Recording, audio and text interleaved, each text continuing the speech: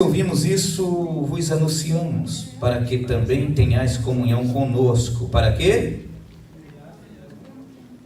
E a nossa comunhão é com o seu Filho, Jesus Cristo. Essas coisas nós escrevemos para que o vosso gozo se cumpra. Ele é só um, mas vamos ler mais adiante. E esta é a mensagem que dele ouvimos e vos anunciamos, que Deus é luz e não há nele treva nenhuma. Se dissermos que temos comunhão com ele e andamos em trevas, mentimos e não praticamos a verdade.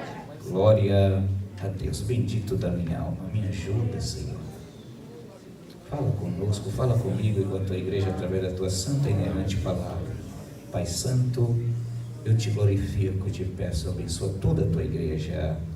Amém.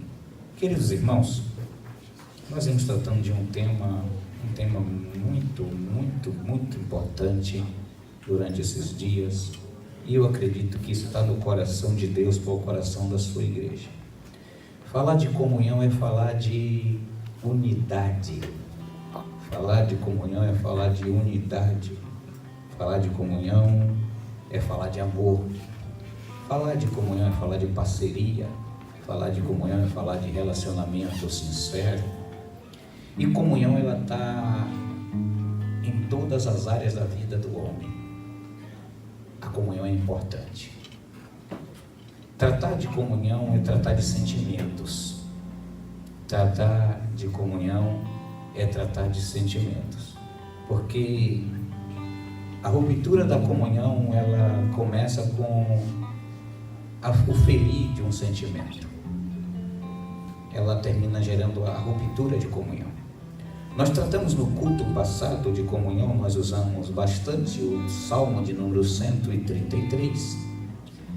E nós vimos algumas lições, nós vimos alguns atributos no Salmo de número 133. Nós observamos alguns comportamentos que é gerado através da comunhão. O salmista, ele chamou de bondade. Quão bom é que os irmãos vivem união. Porque, como eu disse, falar de comunhão é falar de união. E a comunhão entre os irmãos agrada ao coração de Deus. Deus, ele se agrada da comunhão, como Deus também se entristece e recua quando falta comunhão. A comunhão rompida, ela também fere o relacionamento com Deus. Quando o nosso sentimento não está bem entre nós, o céu se fecha para nós. Não adianta eu pensar que estou bem com Deus se o sentimento entre nós não está bem, porque o céu ele se fecha. Mas quando nós procuramos unanimemente estar bem sentimentalmente uns para com os outros, o céu se abre. Tem resposta de Deus, tem providência de Deus. Nós, às vezes, nos defendemos o nosso eu, defendemos a nossa natureza, defendemos as nossas razões. Mas a gente precisa ter um grande cuidado com as estratégicas satânicas, as estratégicas de Satanás, porque uma das estratégias do inimigo é fazer com que o ser humano ele feche o coração com o outro e por nada ele libere o perdão, porque o perdão, o primeiro efeito benéfico do perdão é na vida de quem perdoa. O perdão não é para beneficiar quem você perdoou. O perdão beneficia a você mesmo quando você perdoa. Porque o sentimento de amargura é tirado de dentro daquele que perdoou. Eu costumo dizer que perdoar é como dar descarga na latrina. Jogar aquilo que está criando feditina na vida, do ambiente fora. É limpar. O perdão, ele traz benefício para o perdoador, não é para o perdoado. Quem enxerga dessa maneira e que está ferido, ora, chora ao Senhor, me sara, Senhor, cicatriza, limpa isso de dentro de mim, porque o primeiro benefício que o perdão traz é saúde para os ossos, saúde para o corpo físico. O segundo benefício que o perdão traz é a saúde espiritual. Se nós observarmos, quando o Senhor Jesus Cristo, Ele me ensinou a base, deu o gabarito do que é uma oração, porque o Mateus 6, quando Jesus ensina a orar, não é que é para a gente gravar e só orar aquilo, Pai nosso que está no céu, santificado seja o teu nome. Não, ali Ele está dando a base da construção de uma oração.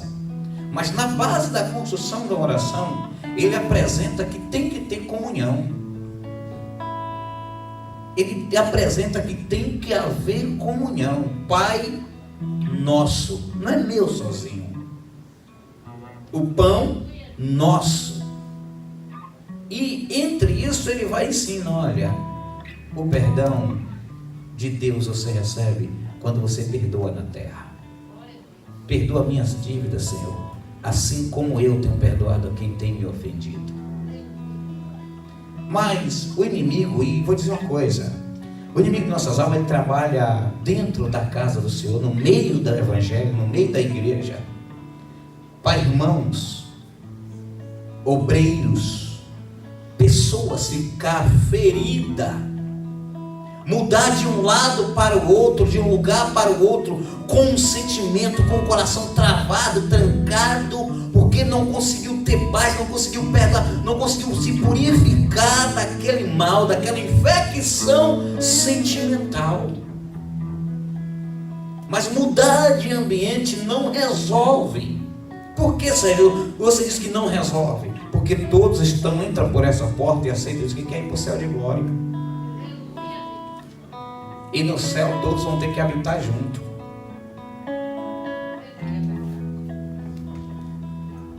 E se eu tivesse lá em Tuberá alguém que eu não perdoei e que eu não pedi perdão,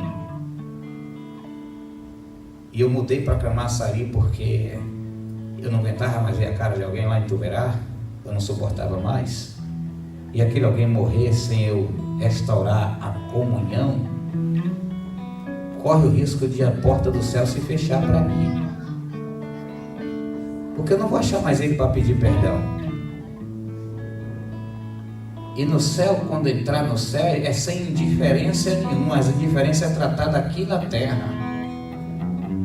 As indiferenças têm que ser resolvidas aqui na terra. No céu não vai ser mais lugar de resolver indiferenças. As indiferenças resolvidas aqui na terra. Deus nos dá tempo e oportunidade para resolvermos as nossas indiferenças aqui na terra, porque lá não tem mais jeito. E nós temos que ter cuidado para o inimigo não fechar o nosso coração, para a gente não liberar o perdão.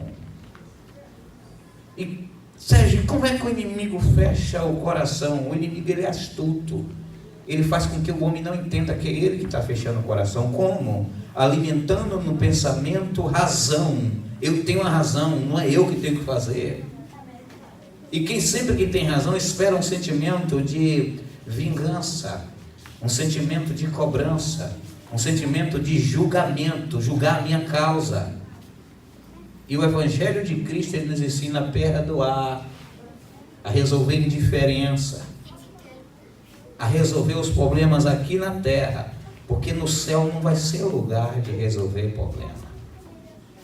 Deus, ele se agrada, ele se alegra, e deixa eu dizer uma coisa, biblicamente, Deus quer e Deus exige de nós que tenhamos comunhão, que tenhamos unidade um com outros.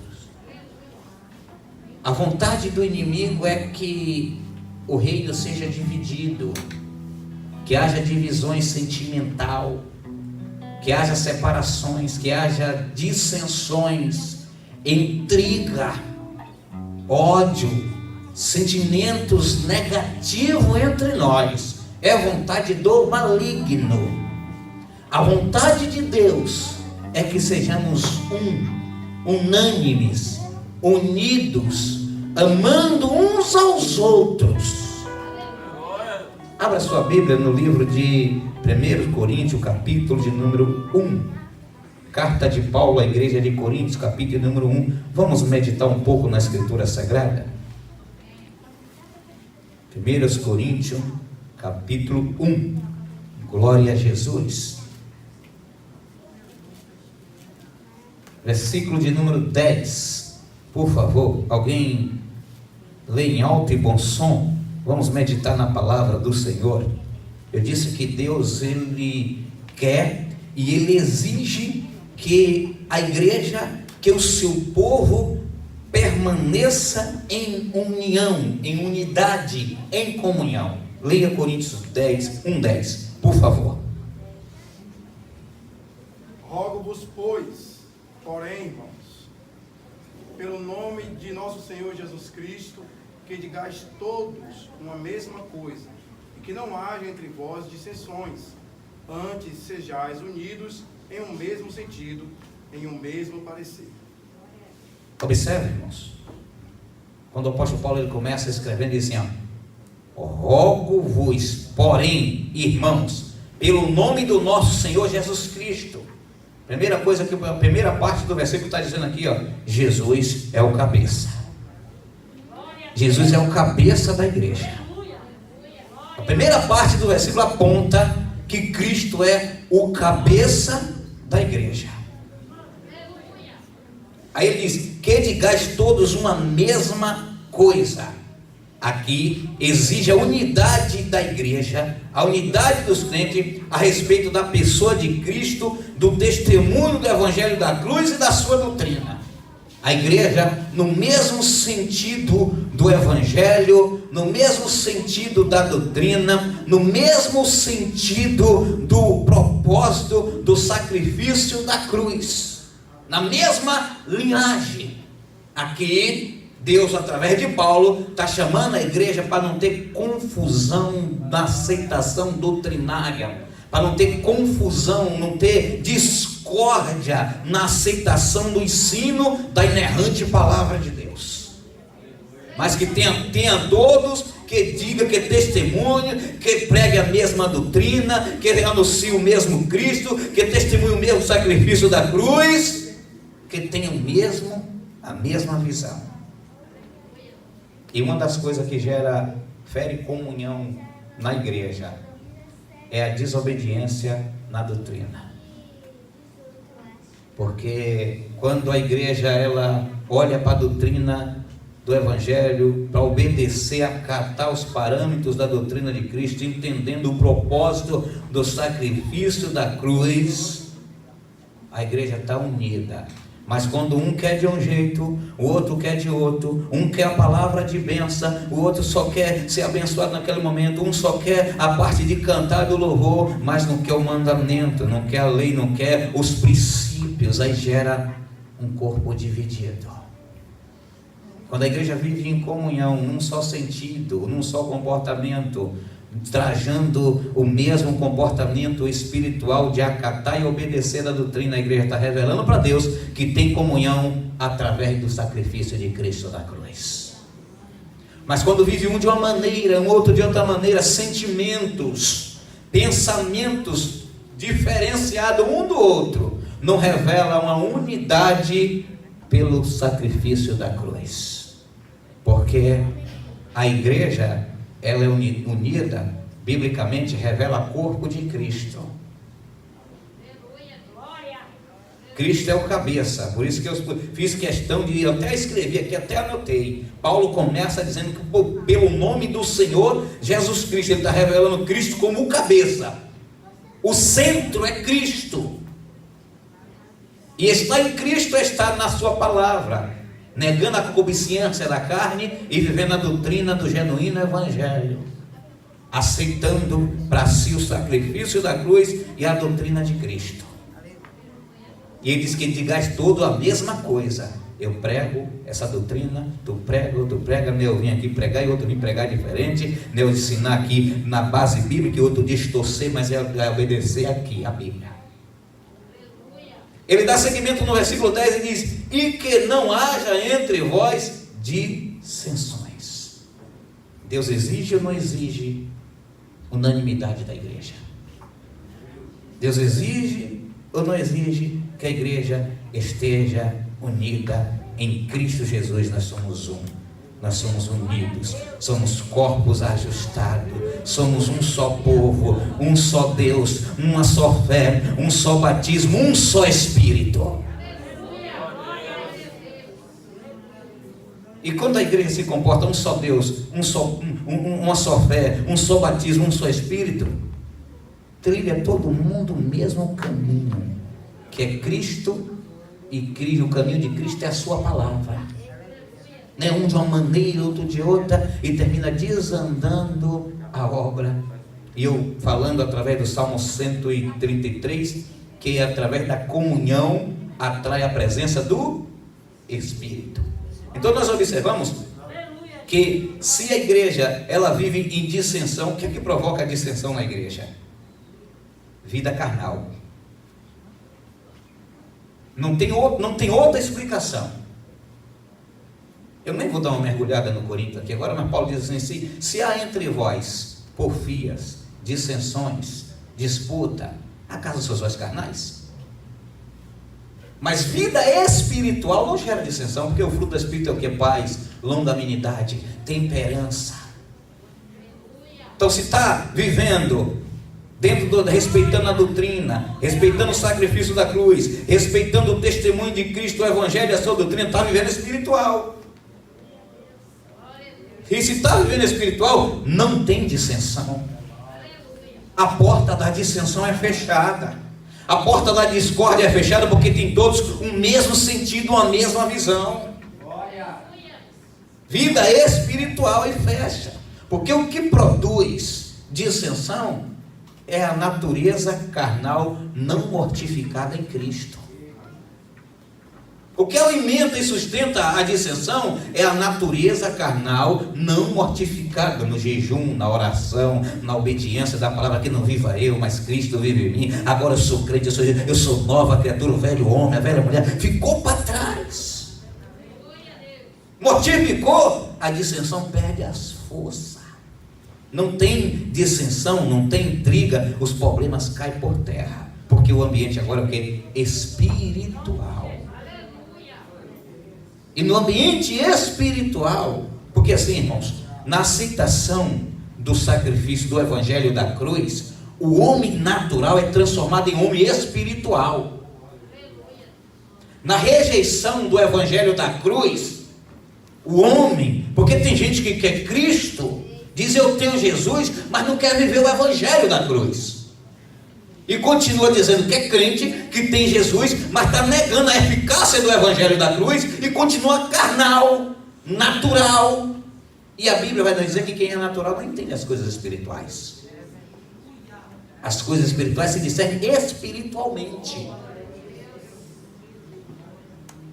Pode ter alguém aqui dentre nós, ou até quase todos, que vai dizer assim: é verdade. Quando eu ainda não tinha aceitado, me entregado a esse Evangelho, eu não tinha uma experiência espiritual. Hoje eu já tenho experiência espiritual, porque negou o carnal, o velho homem, e o Evangelho transformou do homem natural agora em homem espiritual. Aí quando transforma em homem espiritual, ele começa a ter visões, ter revelações, ter resposta do céu. Tem um relacionamento com o ambiente espiritual.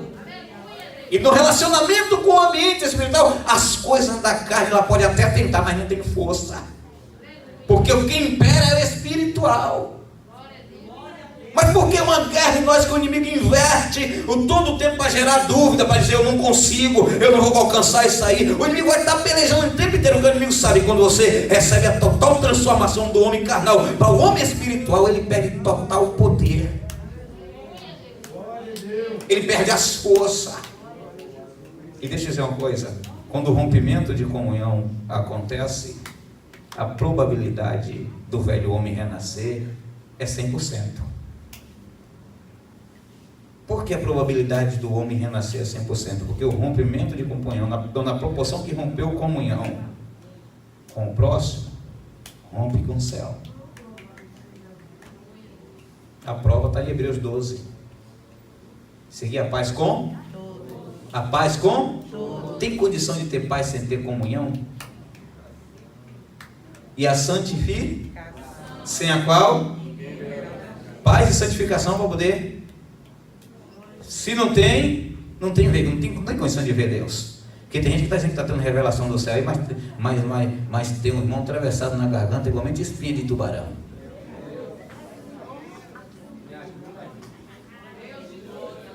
Irmãos, a comunhão ela não prejudica só a igreja, não. E eu comecei dizendo que comunhão ela começa a se ferir quando fere um sentimento. Você quer ver uma coisa? O homem que ele casa e a esposa ou ele mesmo não gosta do pai, não gosta da mãe um do outro, e que começa a ferir, fere ela ou ele,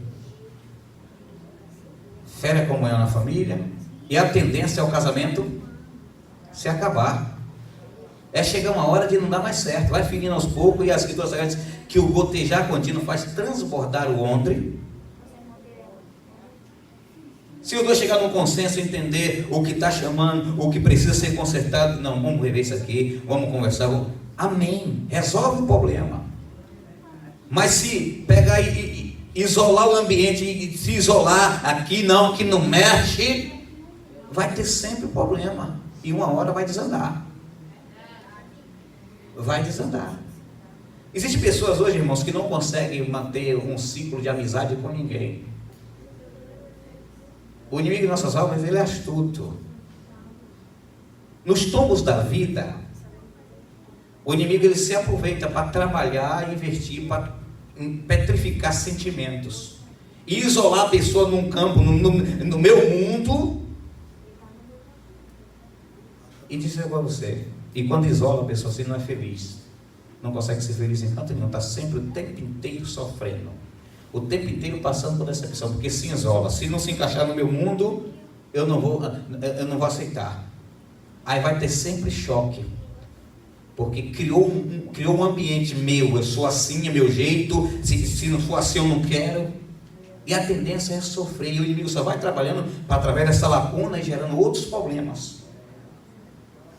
Mas um quebrantamento de coração, dando lugar para uma mudança espiritual, Deus joga por terra. Eu estou falando com probabilidade, irmão. Pai e mamãe se separou, eu tinha 7 anos. Pai não se desentendeu, mamãe um foi para um lado, outro foi para o outro, eu fiquei à toa sozinho.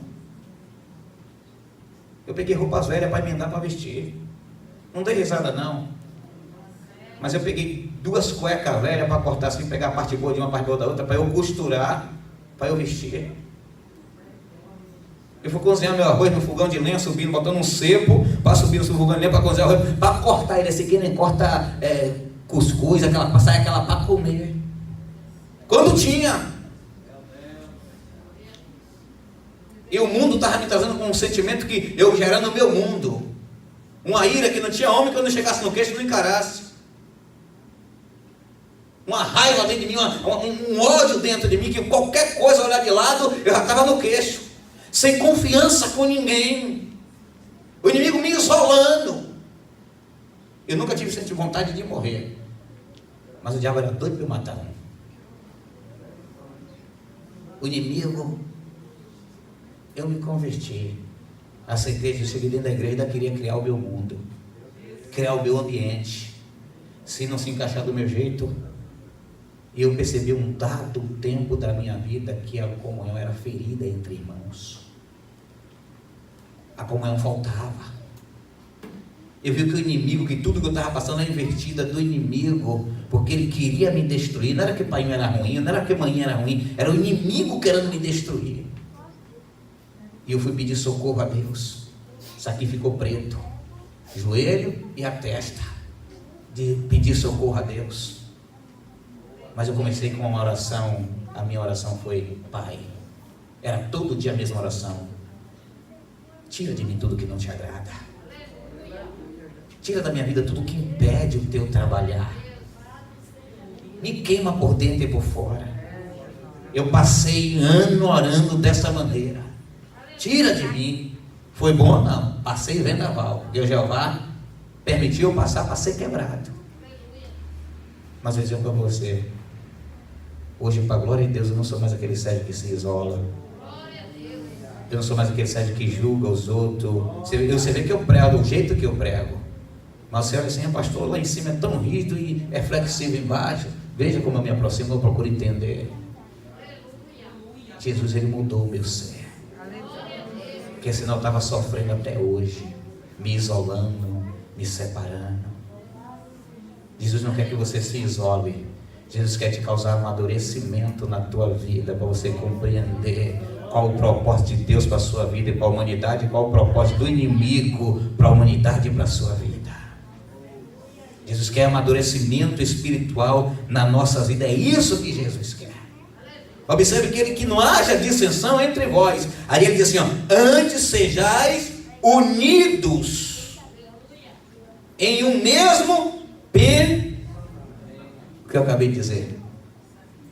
Jesus não quer que você se isole, mas que você tenha a mente aberta para entender o processo, o projeto, o porquê do sacrifício da cruz.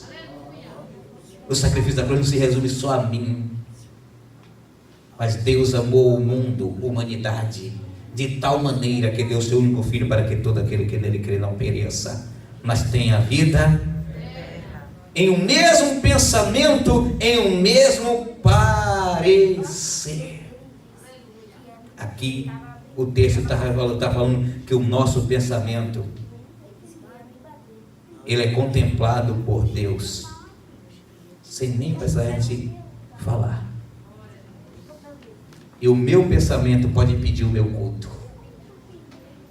Eu posso cantar bonito, mas a minha mente, o que eu penso, o que eu julgo, o que eu alimento, o que eu guardo. E no meu pensamento, o que eu fico pensando é que fere os meus sentimentos, a minha saúde física e espiritual e psicológica. O meu pensamento tem que estar no mesmo sentido, na mesma linhagem. Isso é unanimidade. Sem contar que o culto pode ser impedido. O nosso culto pode ser impedido por causa do nosso pensamento.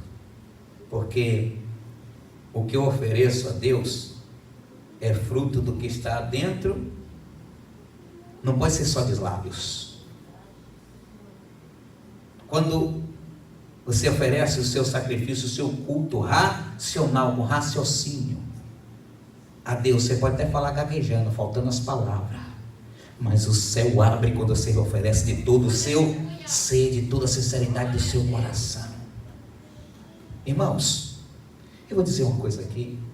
Quantas vezes alguém canta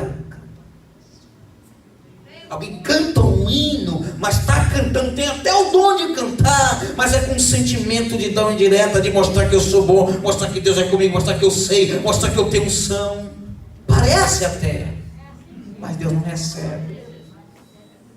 Não posso pegar isso aqui, irmãos, para usar de artifício, para me justificar, porque o que fala mais alto para Deus está aqui dentro. Eu estrago a minha vida, eu trago maldição de sofrimento. Eu me isolo e fecho a porta de Deus, até usar pessoas para me abraçar, porque do meu sentimento, que eu me isolei no meu mundo.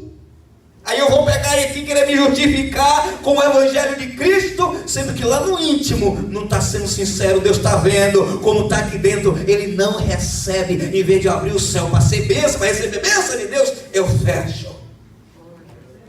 Quanto lugar por aí a gente não vai ver pessoas, em vez de olhar para o Evangelho, para o amadurecimento? Quantas vezes a gente vê culto, vê pessoas por aí que às vezes de usar para o amadurecimento, para o benefício da sua vida moral, espiritual, física, usa para dar indireta, para defender o seu eu, enquanto a Escritura Sagrada diz, negue-se a si mesmo.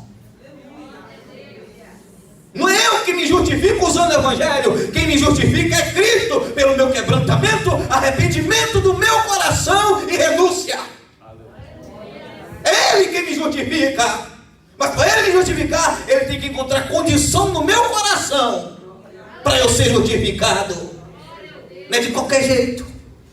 Se arrependeu, eu justifico. Eu contemplei o arrependimento, e o arrependimento ele leva a uma ação. O arrependimento ele gera um remorso, que esse remorso me força, me leva a tomar uma decisão na minha vida que mostra o fruto do arrependimento.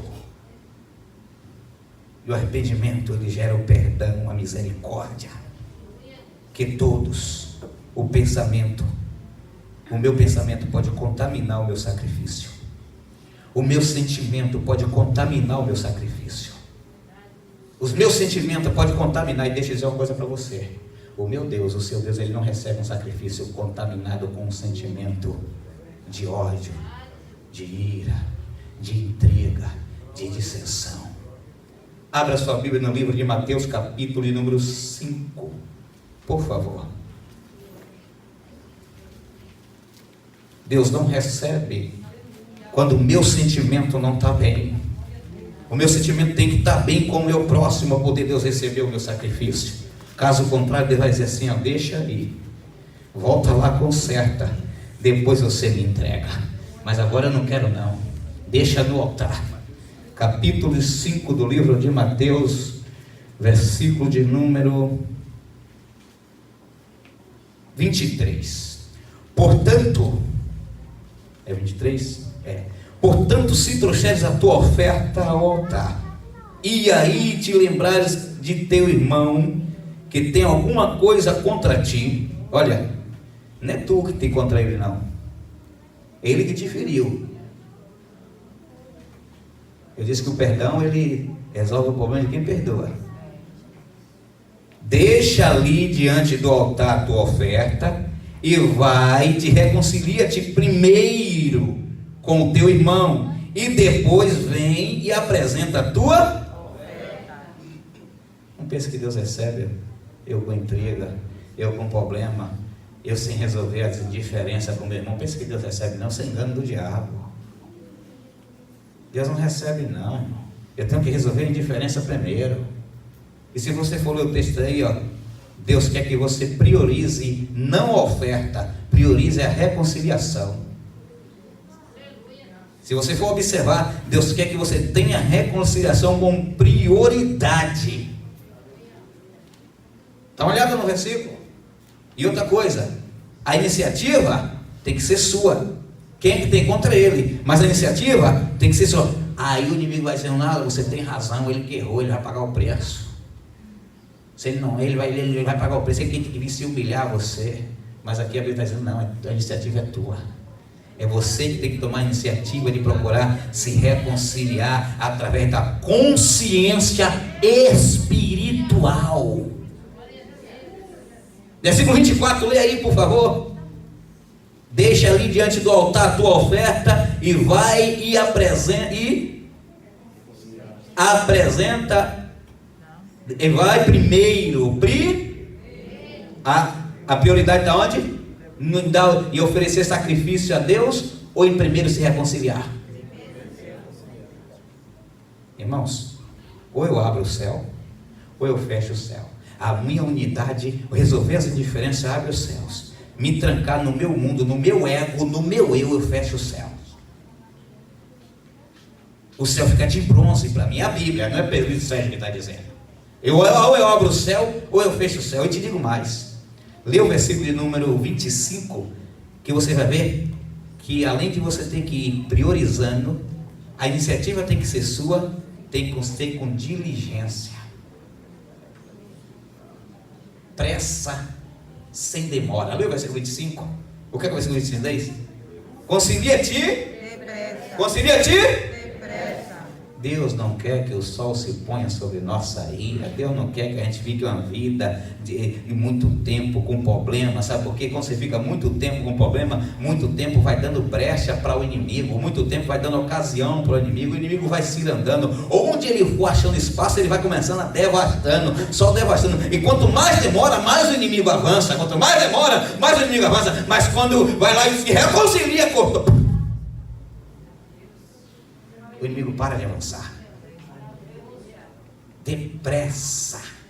É Jesus aqui, essa palavra de Jesus.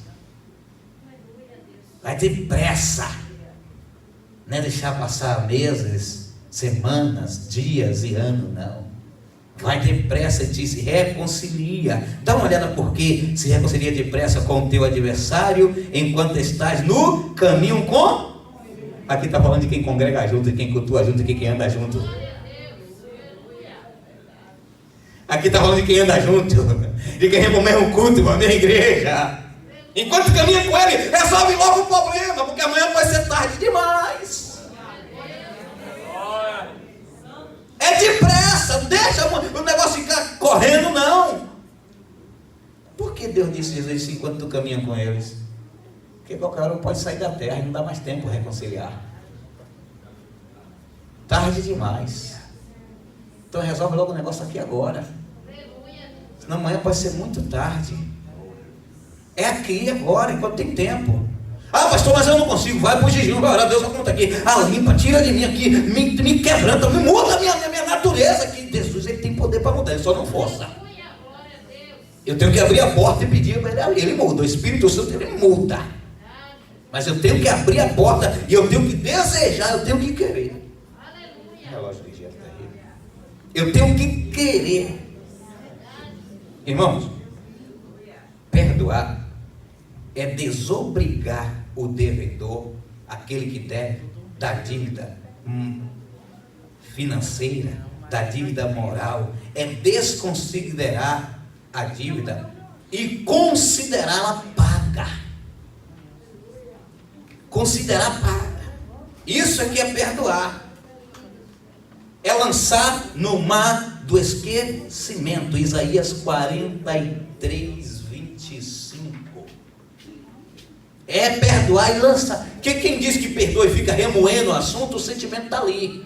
E Deus não está olhando para os lábios, Deus está olhando aqui para dentro. Deus vê, eu vejo o que está no coração, Samuel. Tu vê a aparência. É aqui para dentro que Deus está olhando, não é para aqui não, ó, porque sai daqui não. Deus está olhando para aqui e para dentro. É perdoar e lançar no mar do esquecimento. Tirar, apagar aquilo ali. Ah, mas ela está feliz. Pede que Deus cura, Ele cicatriza, o sangue de Jesus purifica, liberta, transforma.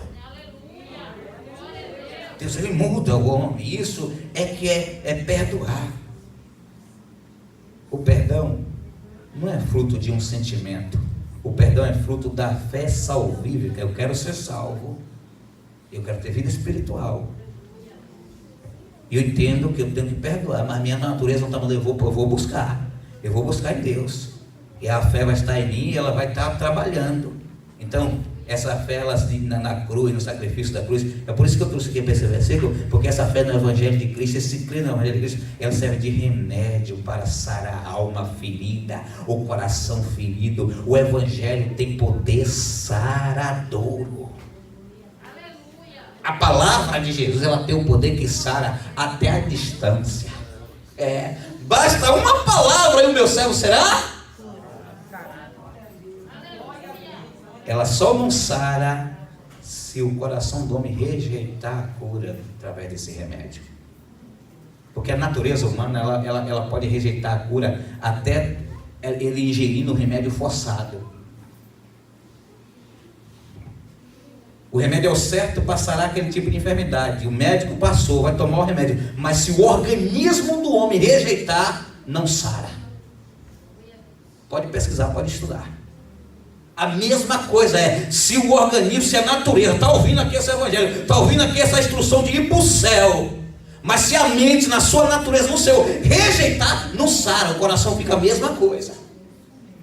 Não muda, entra ano e sai ano. Muda de cidade, de estado, de país, mas a história, a vida não muda, fica na mesmice. Por onde passa, deixa o mesmo rastro, os mesmos acontecimentos, porque não deixou ser transformado, ser sarado pelo poder da inerrante palavra de Deus.